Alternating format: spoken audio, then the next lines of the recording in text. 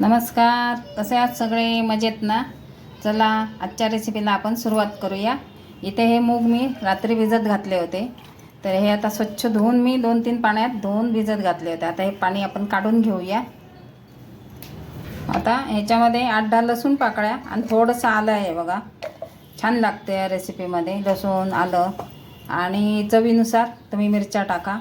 या कमी तिखट आहेत म्हणून मी 8-10 मिरच्या घेतल्या आहेत. त्याच्यामध्ये आता हे आपल्याला आपण जे पाण्यातून काढलेले मूग आहेत ते टाकायचे.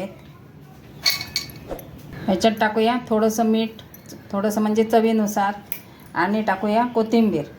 आणि हे थोडं पाणी घालून आपल्याला जाडं भरडं वाटून घ्यायचं आहे. थोडं पाणी घालते मी, आणि खूप जाड नाही ठेवायचं आहे, थोडंसं जाडं. हे बघा, हे आपलं वाटून झालेलं आहे.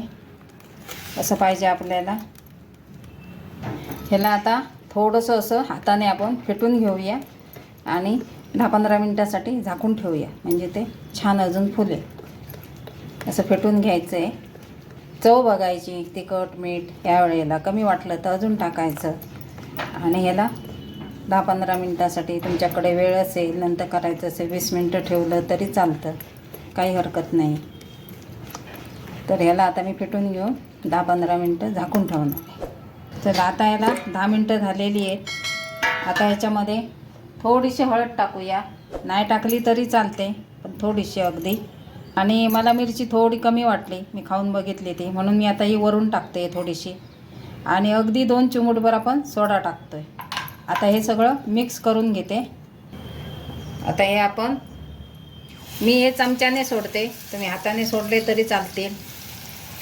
चमच्याने सोडण्याचं कारण एकच असतं की मग त्याच हाताने आपण झारा घेतो, पसारा होतो, भांडी खूप जास्त वाढतात.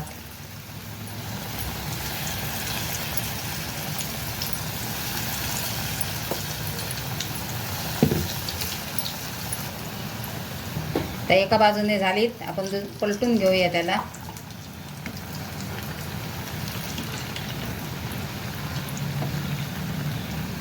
आता ही मुगाची भजी आपली मस्त अशी कुरकुरीत चुरचुरीत तयार झाली.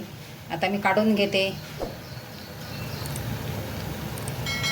आता ही दुसरी पण झाली बॅच आपली तयार, ती पण आता मी काढून घेते. आवडली असते तर लाईक शेअर करा, शेजारील बेलचं बटन नक्की दाबा, आणि चॅनलवर नवीन असतील त्यांनी सबस्क्राईब करा. अशी मस्त ही हिरव्या मुगाची भजी तयार होतात. काही जास्त त्याला मसाला नाही, काही पसारा नाही, काही मोठी पूर्वतयारी नाही. मूग भिजत घालायचे, एवढंच काय ते आहे. हेही आता मी काढून घेते.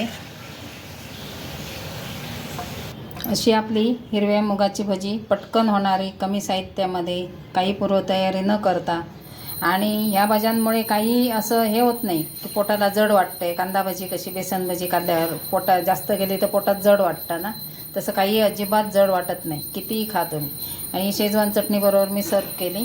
तुम्ही पुदिन्याची चटणी पण घेऊ शकता, कुठल्याही चटणीबरोबर खाऊ शकता, किंवा अशी छान लागतात. तर आवडली तर नक्की लाईक शेअर करा.